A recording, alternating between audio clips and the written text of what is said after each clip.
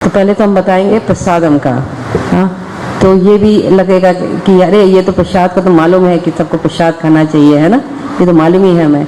लेकिन क्या है कि हम लोग भूल जाते हैं कभी कभी, है ना, तो हम लोग को भी याद करने की ज़रूरत पड़ती है कि नहीं, ये भी बहुत इम्पोर्टेंट चीज़ है।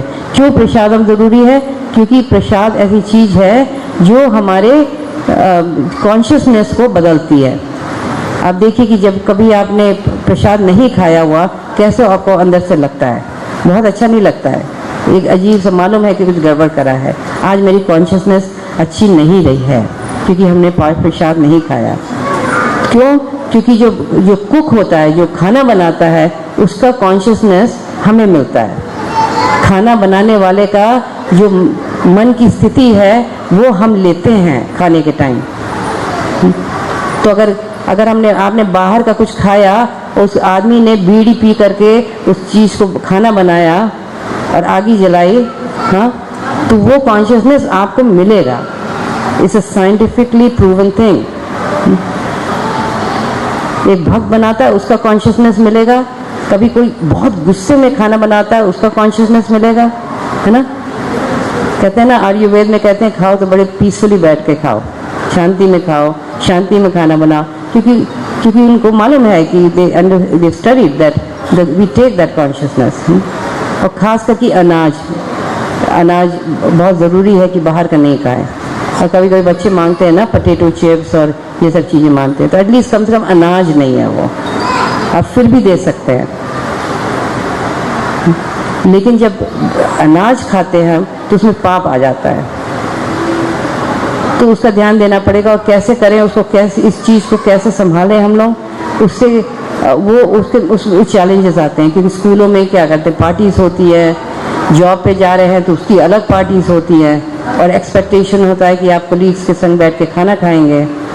तो हमारी फैमिली में एक प्रिंसिपल हम लोग फॉलो करते थे, बच्चे करते थे, मैं हस्बैंड फॉलो करते थे, कि जब भी ऐसे कुछ जब होता था तो लोग पहले तो फ्रूट प्लेट और ये मांग लेते थे, सैलेड ऑर्डर कर देते थे, तो उससे उनको मतलब इट्स नॉट ग्रेन्स, राइट। और फिर जब करते रहो तो फिर लोग समझ जाते हैं कि इनका ये डाइट है। इसके बारे में बताओ।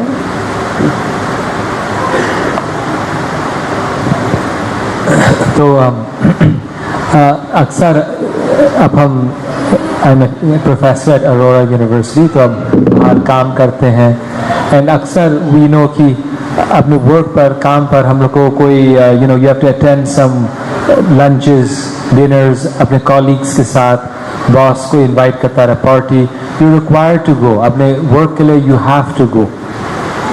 तो इन सिचुएशंस में क्या करना चाहिए? How do we keep our principles?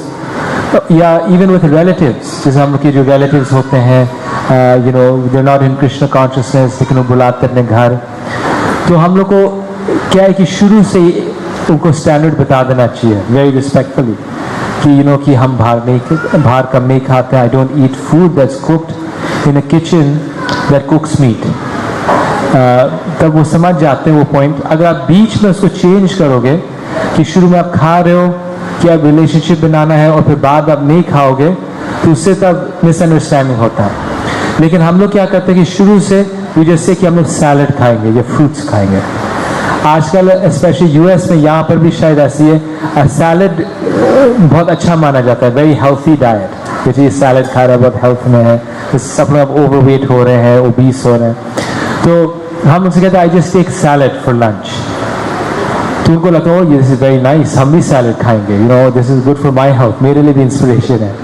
So we can go for salad या फ्रूट प्लेट, और this way we can keep our principles, अपने प्रिंसिपल्स भी हम लोग रख सकते हैं और उनको दुखी भी नहीं करेंगे।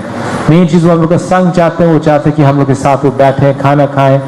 तो to avoid those situations is difficult, लेकिन हम लोग अपने डाइट को रिस्ट्रिक्ट कर सकते हैं और ये चीज़ लोग एक्सेप्ट कर लेते हैं।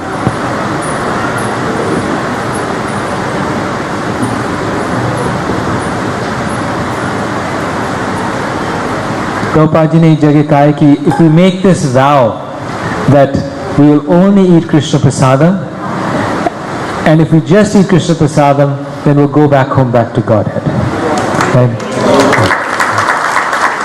The prasadam is so powerful.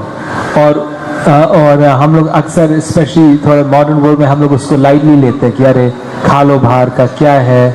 It's true, मतलब ऐसा नहीं है कि हम लोग कोई बहुत बड़ा पाप कर रहे हैं, लेकिन अगर हम लोग केवल कृष्ण प्रसाद हम खाएंगे तो हम लोग भगवान के धाम पहुंचेंगे। प्रभुपाद जी ने ये कहा है, उनका शब्द कृष्ण जरूर पूरा करेंगे, His words will come true. तो उनका if we make this vow, keep only Krishna Prasad, then we'll go back home, back to God just by that, following that principle.